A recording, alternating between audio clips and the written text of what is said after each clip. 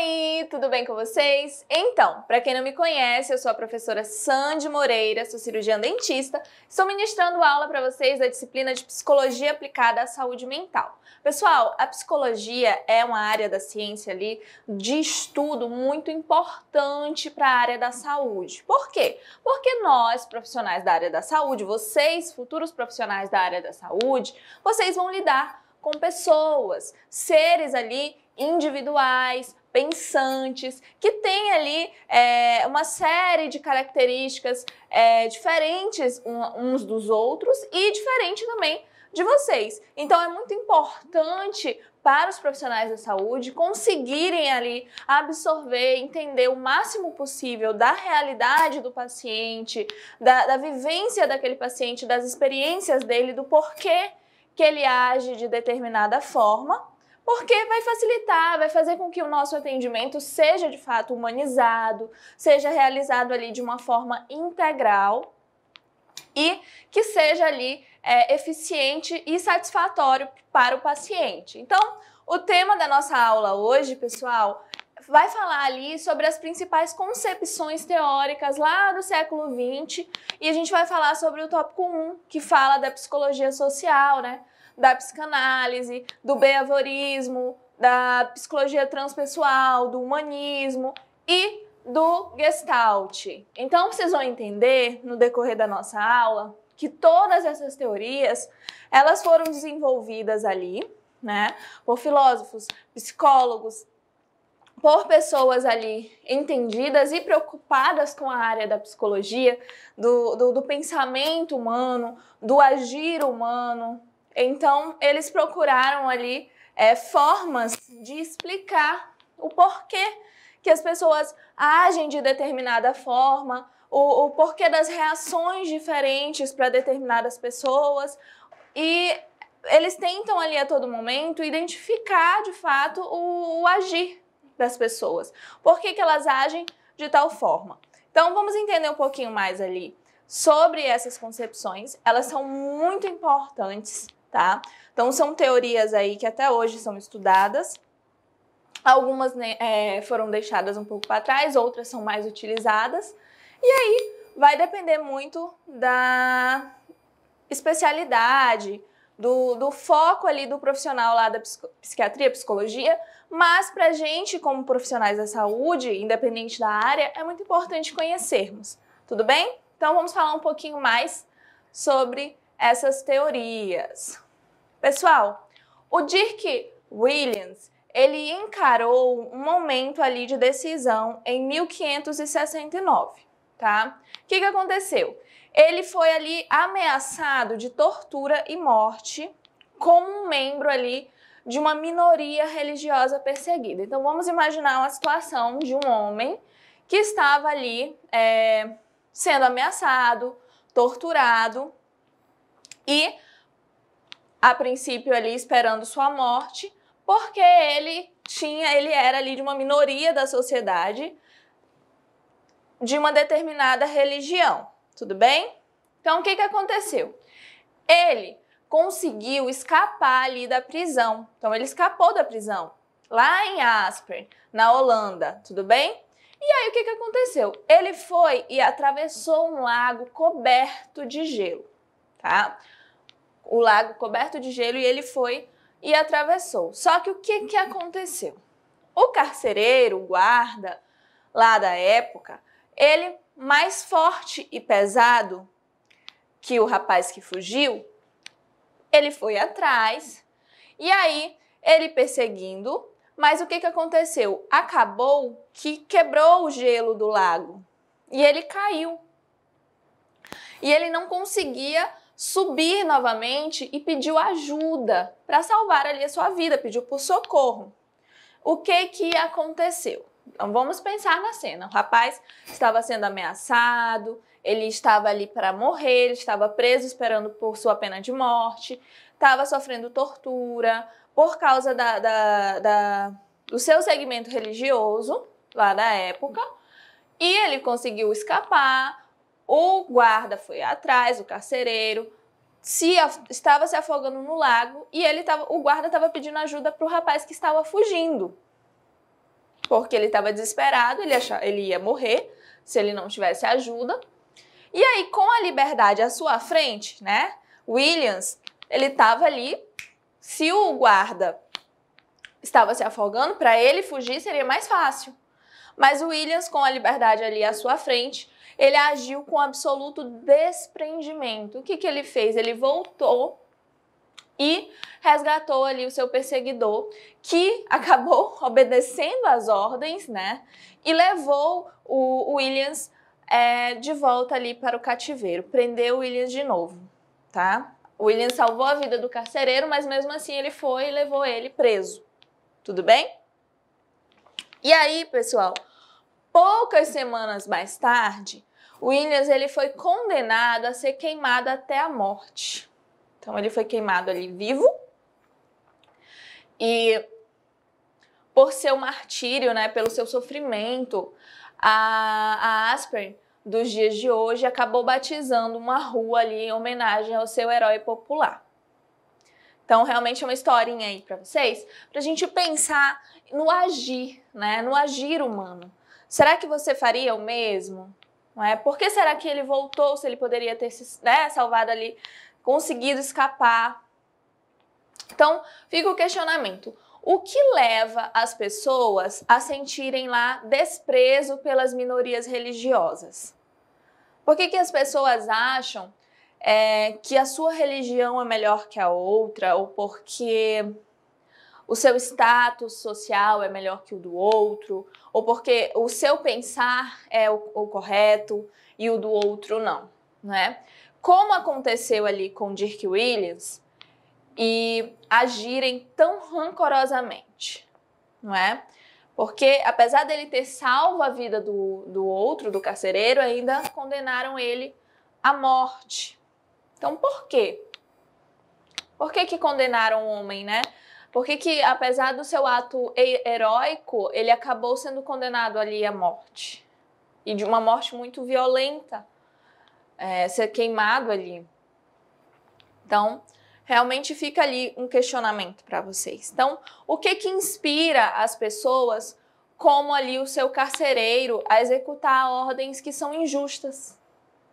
Mesmo sabendo ali que é injusto, o carcereiro não viu ali, se viu salvo, né, pela pessoa que ele estava perseguindo, e mesmo assim ele na sua concepção, o correto era ele seguir as ordens. Então ele levou Williams de volta ali para o cárcere. Então, o que faz? O que inspira as pessoas a agirem assim? E o que motivou esse desprendimento da resposta ali de Williams, né? E de tantos outros que acabaram morrendo tentando salvar outras pessoas. Então, realmente, o que faz? O que motiva? Por que alguns agem de uma forma tão racional, seguindo ordens, e outros agem de uma forma mais ali emocional, muito pelo... O que faz com que essas pessoas consigam ali agir de formas bem diferentes, com um linear bem diferente umas das outras? Na realidade, o que motiva qualquer um de nós ali quando nos oferecemos bondosa e generosamente para ajudar uma outra pessoa? Por que você ajuda alguém? Por que você se oferece para ajudar alguém? O que te motiva? O que faz com que você procure ajudar alguém? Como esses exemplos demonstram, nós somos animais sociais. A gente vive em sociedade, a gente convive com outras pessoas. E podemos supor o melhor ou o pior nas outras pessoas. Então, a gente pode pensar ali sempre o melhor ou o pior do outro. Podemos também abordá-los ali com punhos cerrados ou braços abertos. Então, a gente pode tanto atender uma pessoa bem, não é? A gente pode, vamos levar aqui para a nossa área. Então, você pode tanto atender o seu paciente da melhor forma ou da pior. Você pode tanto atender ele ali com um sorriso no rosto, de uma forma respeitosa, se preocupando com o problema do paciente, como você também pode ignorá-lo completamente. Por quê que as pessoas podem... Por que as pessoas agem assim? O que leva? Como comentou ali o romancista Herman Melville, não conseguimos viver apenas para nós mesmos. A gente vive em sociedade, então a gente não vive apenas para a gente. A gente vive para o meio em que vivemos. Nossa vida, ela está ligada ali por milhares de fios invisíveis. Então existem vários fios ligados ali à nossa vivência, às nossas experiências. Os psicólogos sociais, pessoal, tá? A psicologia social, ela explora essas ligações, estudando ali cientificamente como nós pensamos. Por que nós pensamos? Por que uma pessoa pode agir de uma forma considerada ali boa ou ruim diante da sociedade? Então, eles procuram isso, eles estudam essas ligações, não é? Tudo de uma forma científica. E aí, influenciamos como que a gente é influenciado, como que a gente se relaciona uns com os outros. Então, a psicologia social, ela se preocupa muito com isso, ela procura essa questão científica de como nós pensamos, como influenciamos, como nos relacionamos uns com os outros. Tudo bem? O pensamento social. Então, o que é ali o pensamento social? O que os psicólogos sociais eles estudam? Então, os psicólogos sociais, pessoal, eles estudam como que tendemos a explicar ali o comportamento, né? Como que nós tendemos a explicar o comportamento das outras pessoas e o nosso próprio comportamento. Né? Como que a gente... Por que a gente procura explicar ali o comportamento dos outros? E será que nós temos explicações para o nosso comportamento? Por que a gente age dessa forma?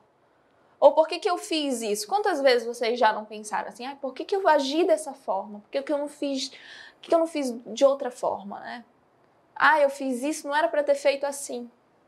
Ou então outra pessoa veio para você e falou assim, olha, não era para você ter agido dessa forma, não foi legal a forma como você agiu. Não é? Então, os psicólogos da personalidade, tá? Eles focam na pessoa. Lá dentro da psicologia social, eles vão focar na pessoa. Eles estudam os traços pessoais e a dinâmica ali que explica o porquê que as pessoas diferentes, não é, podem agir de maneira diferente em uma mesma situação.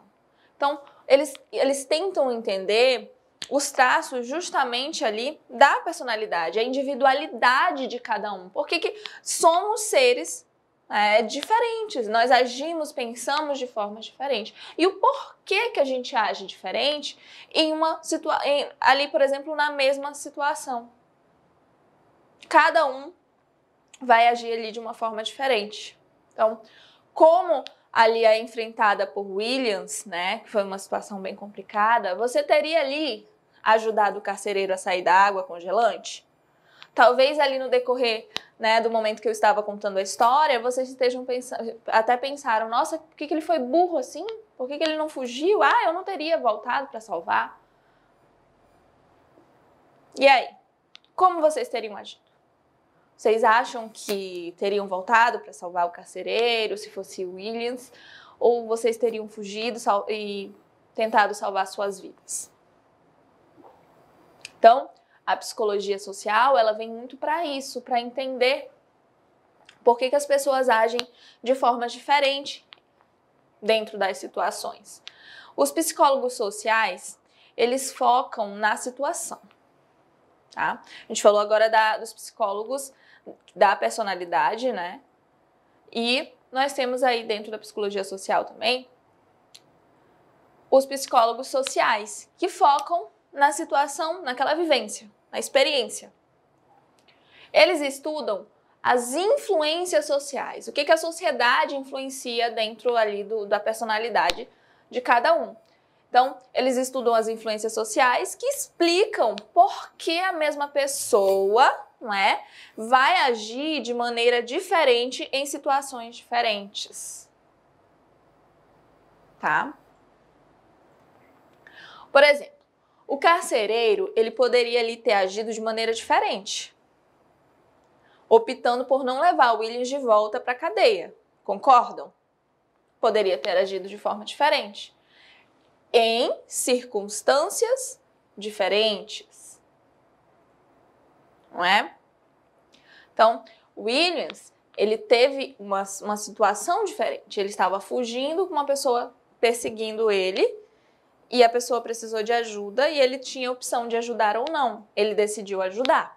O carcereiro estava vivendo uma experiência diferente. Ele estava perseguindo uma pessoa que até então, para ele, merecia morrer, deveria estar preso.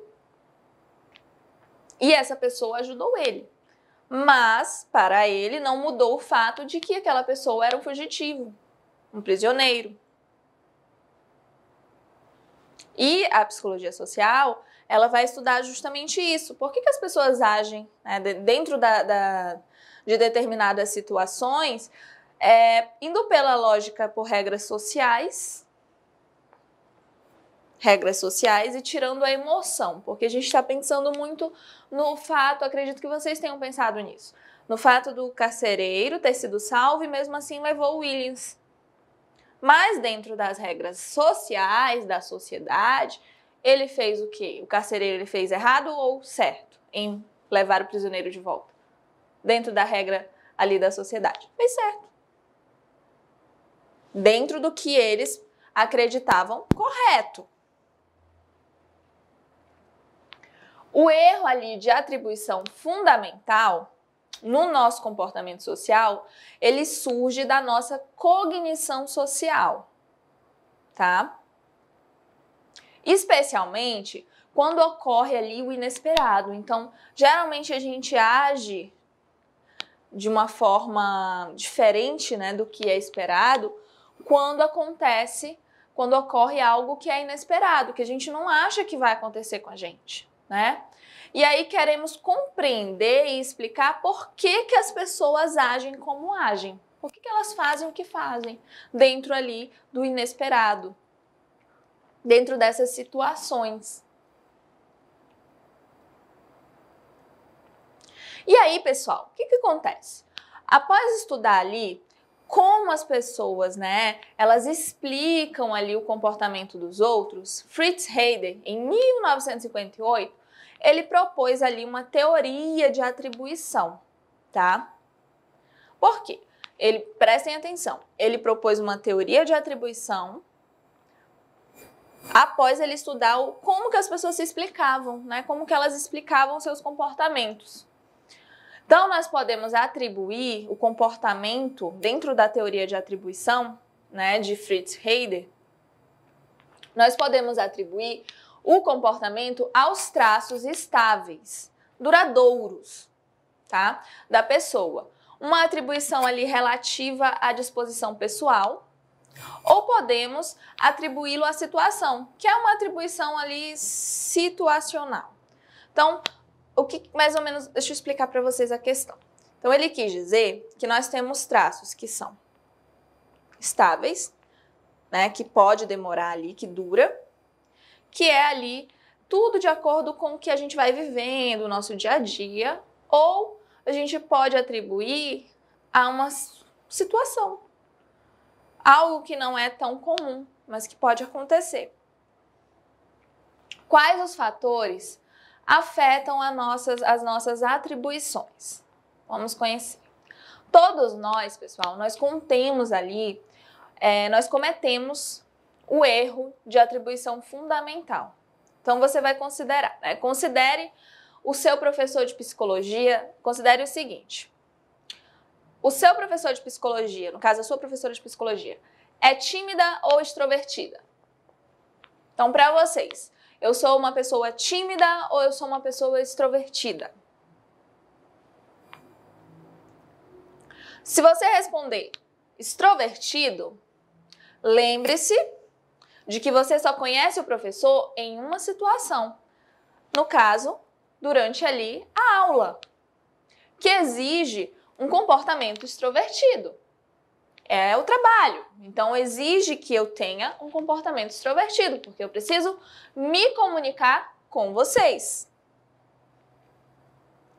Seu professor, no caso sua professora, que observa o próprio comportamento não só ali na sala de aula, mas com a família, em reuniões, quando está viajando, poderia dizer: eu sou extrovertido?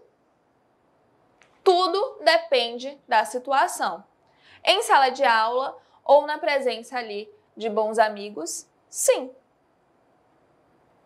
Então, depende da situação. Eu sou extrovertida? Vai depender se eu estou em sala de aula, se eu estou na presença de amigos. Isso, pessoal, é uma situação hipotética. Não estou falando de fato de mim. Tudo bem?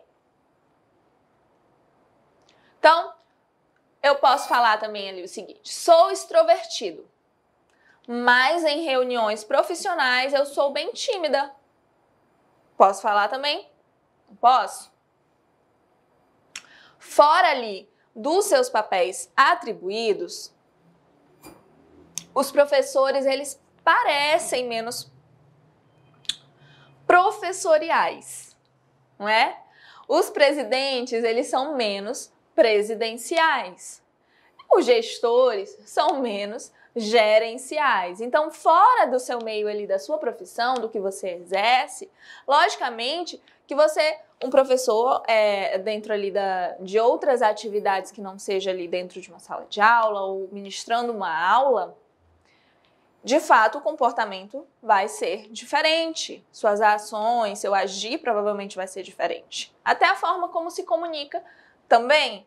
O presidente também, quando não está dentro das suas atribuições, ele vai agir de uma forma menos presidencial. E assim com todas as outras profissões. Então, as pessoas, elas agem, dentro ali da teoria, né, da psicologia social, elas agem de acordo com as regras, com as situações em que se encontram. Quando explicamos ali o nosso próprio comportamento, nós somos sensíveis a como ele muda de acordo com a situação, não é? Vocês perceberam que eu expliquei que o meu comportamento pode mudar de acordo com a situação em que eu me encontro. Se eu estou ministrando uma aula, se eu estou, por exemplo, sou cirurgiã dentista, se eu estou dentro de um consultório, atendendo o paciente, não é? Então, pode mudar. Então, o meu comportamento, ele pode mudar de acordo com a situação. Uma exceção importante, na maioria das vezes, é que atribuímos as nossas ações intencionais e admiráveis não às situações, mas aos nossos próprios bons motivos. Então, o que acontece? Eu vou explicar para vocês. Quando a gente faz algo bom, algo que é admirável, que as pessoas nos parabenizam ou percebem, geralmente a gente não diz que foi devido ali à situação, mas que foi feito por quê? Porque a gente tem uma boa índole, porque nossa criação foi boa, porque você é uma boa pessoa. Então você atribui justamente aos seus próprios bons motivos, não é? Também somos sensíveis ao poder ali da situação. Quando explicamos ali o comportamento das pessoas que conhecemos, bem como a quem estivemos ali, em diferentes contextos, tá? Então a gente explica tanto o nosso comportamento quanto o comportamento das pessoas que a gente conhece. A gente tenta explicar. Ah, mas fulano, principalmente se for alguém ali que você gosta, alguém que é próximo a você e quando você quer defender, a gente usa muito isso. Ah, mas fulano fez isso, mas não foi a intenção. Ah, ele fez isso, mas foi por isso, por isso, por isso. Então a gente tenta explicar, não é? Muitas vezes, nós cometemos o erro de atribuição fundamental, quando um estranho, ele acaba agindo mal. Então a gente faz, lá a gente comete o erro de atribuição fundamental. Tendo visto apenas aquele torcedor berrando, por exemplo, né? A gente vê uma pessoa, um torcedor berrando para o árbitro no calor ali da competição. Podemos presumir que se trata ali de uma má pessoa. Não é? Quando a gente vê alguém falando palavras feias ali para o outro, ofendendo, você olha e fala assim, nossa, que pessoa. Essa pessoa não é uma pessoa legal. Não quero me aproximar dessa pessoa. Então a gente acaba cometendo ali o erro de atribuição fundamental. Mas fora do estádio, ele pode ser, né, esse torcedor, ele pode ser um bom vizinho, um ótimo pai. Então ele pode ter atitudes boas, mas que a gente, né, que as pessoas que estão vendo ali no momento, que estão vendo só aquele momento daquela pessoa, pode acabar julgando mal. Ou julgando ele pelo ato que ele está cometendo ali no momento. Não é? Então, quais são as consequências das nossas atribuições? Pessoal, antes de eu dar da sequência e responder aí as consequências, eu vou colocar para vocês, aproveitar que a gente falou sobre isso, sobre essa questão de presumir algo, é muito daquela questão a primeira impressão. Lembrem-se que às vezes vocês vão ter ali apenas um contato, dependendo de como for ali a vivência e a experiência profissional de vocês, às vezes vocês vão ter apenas um contato com o paciente. Então, tanto a sua impressão dele vai contar, logicamente, mas a impressão que ele vai ter sua também vai fazer a diferença. Então, tentem agir da melhor forma com os pacientes de vocês. Lembrem-se, é uma pessoa que provavelmente ali não está bem, nem fisicamente, nem emocionalmente, que está nervoso, que está com dor, que está preocupado. Tudo bem? Então vamos dar sequência. E aí, quais são as consequências dessas nossas atribuições, né? De você atribuir algo ali por apenas um momento, uma experiência que você teve com aquela pessoa. Então, a maneira como explicamos as ações das outras pessoas, atribuindo-as à pessoa ou à situação, pode ter ali efeitos importantes na vida real. Então, a gente tem ali atitudes e ações. Como que as nossas atitudes e ações, elas interagem? As atitudes, pessoal, elas são sentimentos, muitas vezes influenciados por nossas crenças. Então, a gente age, né? A gente toma atitudes ali de acordo com as nossas crenças, com as nossas vivências, que predispõem ali nossas reações a objetos, pessoas e eventos. Então, as nossas atitudes, elas vão predispor reações a situações, pessoas, não é? Objetos, a coisas. Se nós acreditarmos que alguém está nos ameaçando, podemos sentir medo. Se a gente está acreditando, às vezes nem está. Mas se ali no que a gente acredita, alguém está ali nos ameaçando, a gente vai sentir medo, vai sentir raiva da pessoa e vai agir de uma forma defensiva. O tráfego entre nossas atitudes e nossas ações é de duas vias, tá? Nossas atitudes, elas afetam as nossas ações. E nossas ações, elas afetam, de fato, ali as nossas atitudes. Então, agora nós vamos falar um pouquinho. Acredito que vocês tenham entendido essa questão da psicologia social, que percebe que vai muito por essa linha da percepção da influência ali social sobre o ser humano, sobre o agir humano. Como que as pessoas reagem a determinadas regras da sociedade, como as pessoas vivem em sociedade, o que a gente pensa das nossas ações, o que a gente pensa sobre as ações alheias. Então, vamos conhecer um pouquinho mais agora, pessoal, da psicanálise, entender aí a psicanálise, que acredito que a maioria de vocês já ouviram falar, que é uma teoria ali formulada pelo médico austríaco, né, o Sigmund Freud, tá? Eu acredito que todos já ouviram falar do Freud. E ela foi criada, ele estudou ali e foi para essa base ali da psicanálise em 1856, lá de 1856 até 1939, que tem ali como base duas contribuições primordiais. Então, primeiro, né, teve ali a descoberta da inconsistência e segundo, a formulação ali da teoria sexual infantil. A psicanálise, pessoal, ela se desenvolveu contemporânea às outras escalas ali, escolas da psicologia. Então, ela é bem contemporânea, tá? Porém, ela emerge ali de uma vertente fora do âmbito das ciências naturais e dos experimentos acadêmicos em laboratório. Então, vou explicar um pouquinho para vocês como funcionou ali a psicanálise. Então, Freud, ele viu ali, lá por esse período, né, de 1856 a 1939, ele percebeu ali, ele tinha pacientes histéricas, e ele percebeu que os pacientes, eles poderiam apresentar essas características devido às suas experiências passadas, que talvez eles não se recordassem, mas que de alguma forma marcou ali na sua experiência de vida e que desencadeava reações. Então, a psicanálise ela foi muito por essa vertente.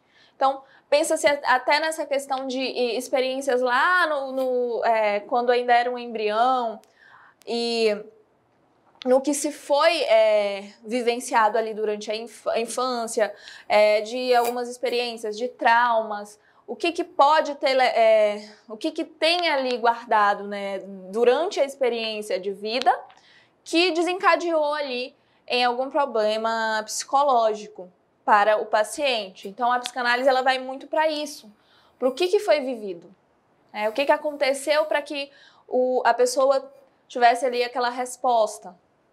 Lá no passado, a pessoa muitas vezes não lembra. Então, a psicanálise, ela se desenvolveu ali justamente, como eu falei, contemporânea, porém, ela emerge ali de uma vertente fora do âmbito das ciências, né? Das ciências naturais e dos experimentos ali acadêmicos. Sua principal influência tem origem na psicopatologia, tá? A psicanálise, ela nasce de uma oposição ali aos tratamentos dos distúrbios mentais da época. Então, Freud ele não concordava com a forma que no caso, eram realizados ali os tratamentos mentais, que eram bem bruscos mesmo, e os quais eram precários e, de fato, desumanos. Os doentes mentais, as pessoas que sofriam com transtornos mentais, eram muito desrespeitadas, não tinham ali credibilidade nenhuma, eram largados, abandonados e sofriam ali das experiências que eram realizadas, das formas de tratamento que existiam, e Freud ele não concordou, ele não concordava com as formas de tratamento. Então, a aplicação da psicanálise ao tratamento, por exemplo, das neuroses, divergia ali do objetivo da psicologia. Então, o de descobrir leis do comportamento humano, né, que são ali uns dos objetivos, uma vez que seu objeto de estudo se detinha ao comportamento anormal, tá? De acordo ali com a teoria de Freud, nada ocorre ao acaso. Nada ocorre assim, aconteceu porque tinha que acontecer, é um acaso. Existe um determinismo psíquico. Pessoal, para ele existia conexões, né? Existem conexões entre todos os eventos mentais e as conexões entre eles estão ali no inconsciente. Eu não falei para vocês que dentro dessa teoria ali da psicanálise, acredita-se que tudo que acontece, todos os comportamentos, né, das pessoas se devem ali a alguma experiência, algum trauma, alguma coisa que foi vivido, mas que talvez a pessoa muitas vezes não se lembra, não se recorda. E aí Freud vem com o inconsciente, Então, são coisas que estão lá no inconsciente. Então, ele acredita que esses eventos tenham conexões, não é? Justamente, e eles estão no inconsciente. Existem processos mentais que são conscientes e inconscientes. E a maior parte deles é absolutamente inconsciente, tá? Isso dentro da teoria da psicanálise. O que são os tais do id, ego e superego? Então vamos entender um pouquinho. O Freud, pessoal, ele identificou cada uma ali das formas de funcionamento da estrutura psíquica, com nomes que nos parecem estranhos, né? Pois tem ali sua origem na língua alemã. Então, estas três instâncias da nossa mente vivem, assim como o nosso corpo, tá? Em busca ali de um nível, né, de equilíbrio, que nos permite ter ali o máximo possível de experiências boas e o mínimo de experiências ruins. Então, mas nem sempre isso é fácil. Muitas vezes, nós nos encontramos ali dentro de situações das quais não gostaríamos de participar, não é? Mas não vemos outra saída. Então, da mesma forma, acontece ali com essas três instâncias. E outras vezes ainda, nós nos percebemos ali querendo ou não querendo, né, alguma coisa ao mesmo tempo. Então, às vezes a gente quer e não quer.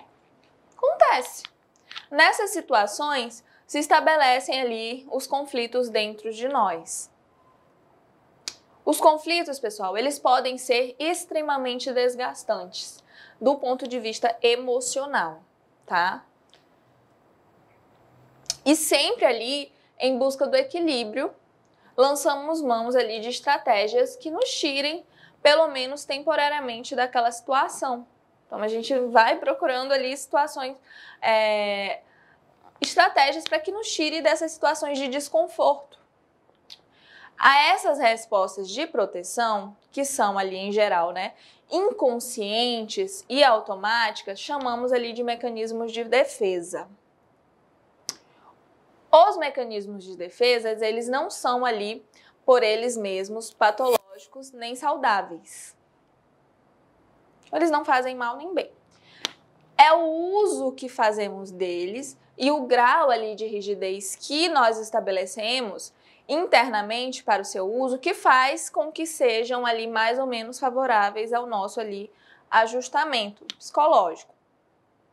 O id, ele é formado pelas energias ou pulsões ali que são inconscientes, contendo assim os impulsos inatos, biologicamente ali determinados, tá? Então vai lá, o id está lá no nosso inconsciente.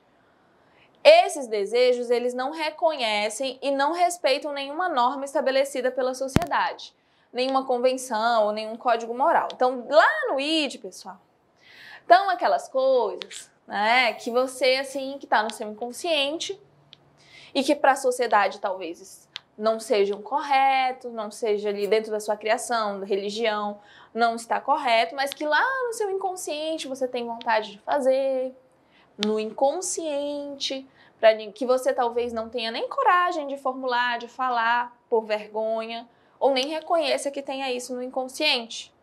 Tudo bem? Por quê? Porque lá no seu inconsciente não vai ter regra da sociedade, não vai ter nenhuma convenção e nenhum código moral. E aí, nós temos o superego.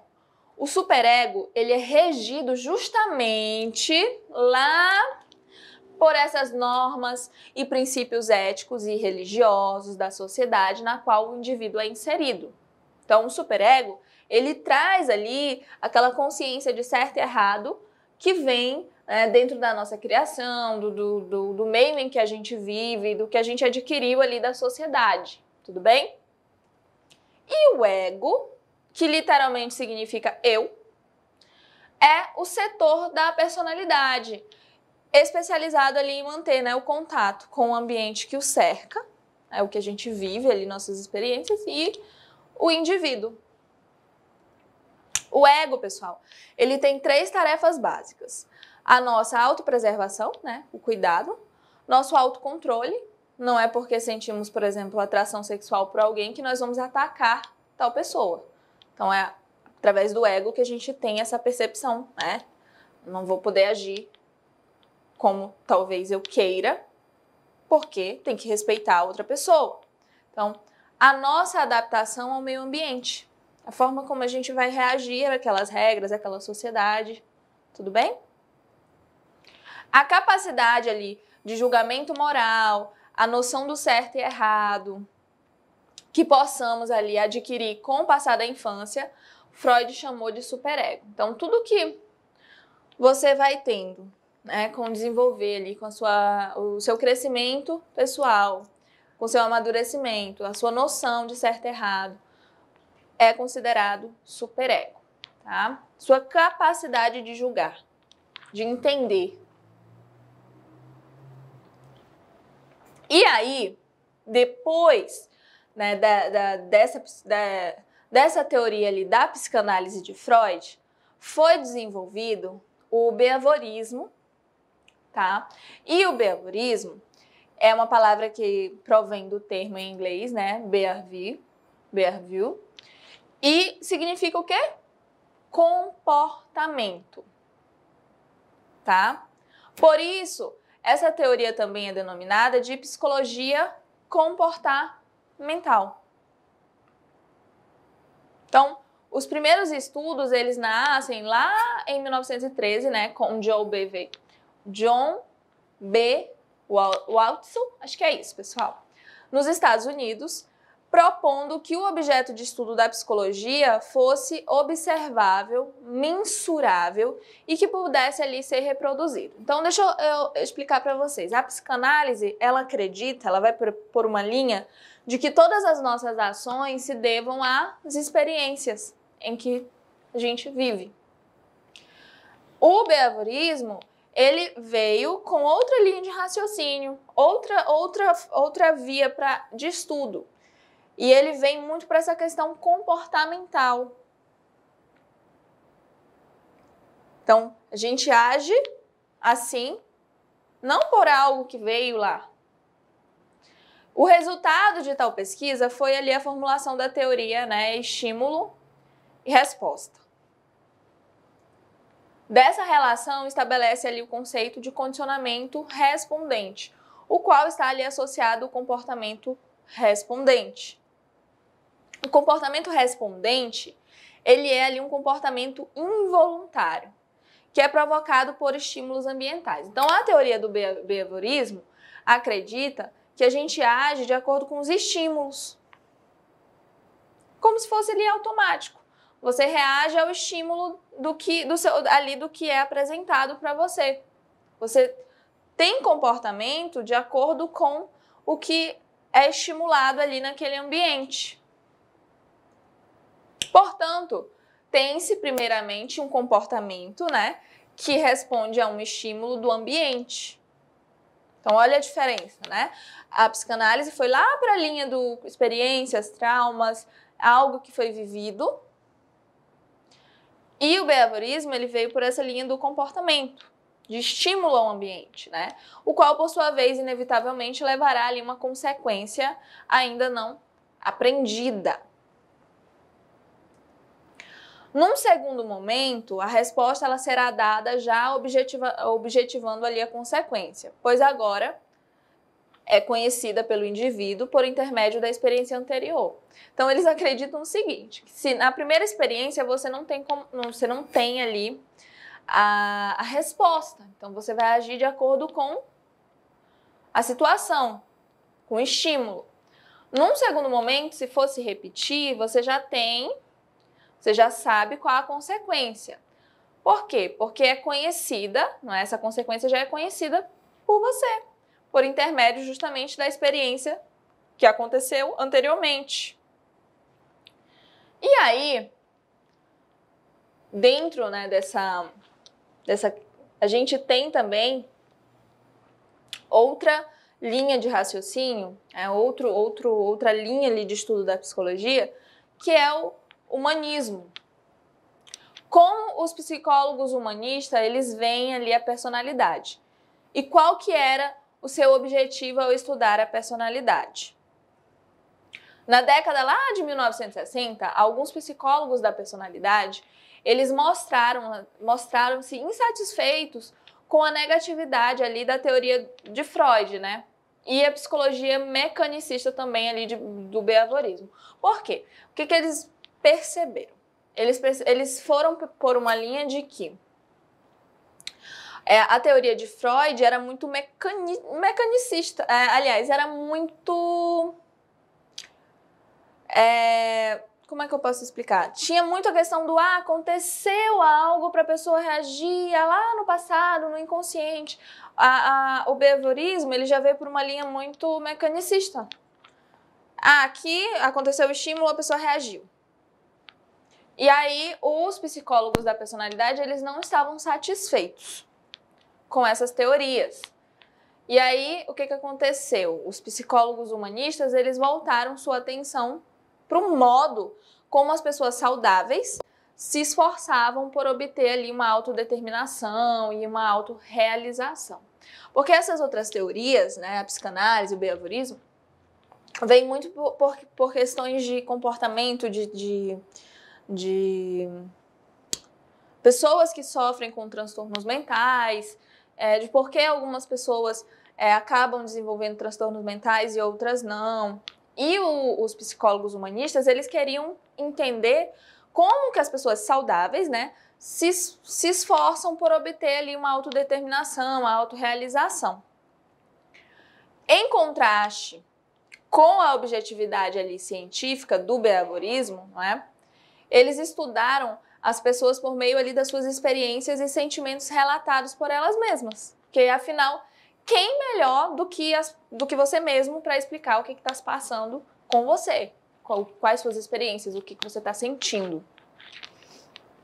Então, o Abraham Maslow, em 1908 até 1970, e Carl Rogers, eu acho que é isso, Carl Rogers, de 1902 a 1987, eles propuseram a perspectiva de uma terceira força com ênfase ali no potencial humano, tá? Indo um pouco por fora dessa questão científica, desse lado do porquê ali, do que aconteceu antes. E a perspectiva humanista, ela encara justamente a personalidade como um foco no potencial ali para o crescimento pessoal saudável. Então, eles acreditam que, de acordo com a personalidade do indivíduo, esse indivíduo ele vai ter ali uma disposição, um crescimento pessoal saudável. E aí, a autorrealização, de acordo com Maslow, uma das necessidades psicológicas essenciais ali que surgem após as necessidades físicas e psicológicas básicas. Então, o ser humano ele precisa ter, dentro ali dessa perspectiva de Maslow, a autorrealização. E aí, pessoal, nós temos também, dentro dessas linhas de estudo da psicologia, a psicologia transpessoal. A psicologia transpessoal, ela é uma abordagem da psicologia considerada ali justamente por Abraham Maslow, tá?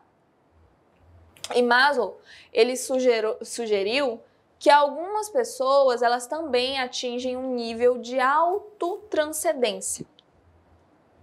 No nível de autorrealização, as pessoas, elas procuram realizar o seu próprio potencial. Na autotranscendência, as pessoas, elas buscam o significado, o propósito e a comunhão que estão ali além do self, né? Que é transpessoal. Saudada ali como a quarta força da psicologia. Então, acabava que a psicologia transpessoal, ela buscava integrar ali a psicologia. O que acontecia? Trazia dentro ali da psicologia as vivências espirituais e as experiências chamadas transpessoais, caracterizadas ali por um estado de consciência superior, tá? Que contém todas as experiências anteriores do indivíduo e prossegue no sentido de conduzir o ser humano ali em uma direção de transcendência. É como se fosse uma evolução pessoal, um desenvolvimento pessoal. Tudo bem? E aí, nós temos uma outra teoria que também é muito importante. Então, a gente já teve aí que é muito conhecida, que até hoje é estudada, tem uma linha muito seguida, que a gente tem a psicanálise, né, que foi criada ali, desenvolvida por Freud. Só que a psicanálise, ela vem por essa linha do que aconteceu, do inconsciente, do id, do ego, superego, do porquê que as pessoas reagem, vai muito por uma linha do como, de coisas que você não tem consciência. Então vai se explicar por algo que tu não tem ali, nem lembra. Você vai agir, vai explicar as ações daquela pessoa por algo que ela nem se recorda. E a Gestalt, ela veio por uma linha diferente. Ela veio por uma linha que vai mais para a percepção das pessoas em relação àquelas experiências, de como a pessoa enxerga. De muitas vezes você olhar por uma janela e olhar rápido e ter a impressão que está em movimento. Então, Gestalt, o Gestalt ou Gestalt, né? A Gestalt é uma palavra que provém do alemão e tem ali um sentido aproximado à ideia de forma. A Gestalt, pessoal, ela nasceu de uma iniciativa de pesquisadores alemães, né, que se preocupavam com os fenômenos da percepção. Eu não falei para vocês? De você olhar para uma janela e ter a percepção de que tá em movimento, de você olhar rápido. Então, a Gestalt, ela vai muito da percepção do ambiente, da percepção do ser humano, aquilo que está ali ao seu redor. E interessava compreender justamente os processos psicológicos que são ali envolvidos na ilusão de ótica, de muitas vezes você olhar uma imagem, né, e a mesma imagem ali você conseguir enxergar de 2, 3 formas, dentro daquela imagem conseguir achar várias imagens. Então, eles tinham muito essa intenção de compreender esses processos que envolvem essa ilusão de ótica, ou seja, quando um estímulo físico ele é percebido de uma forma diferente, né, da qual se representa na realidade, não é? Então tem várias situações de questão de ilusão de ótica, de imagens, tem arte com isso, né, quadros que trazem essa ilusão de ótica, essa percepção diferente da imagem, do objeto.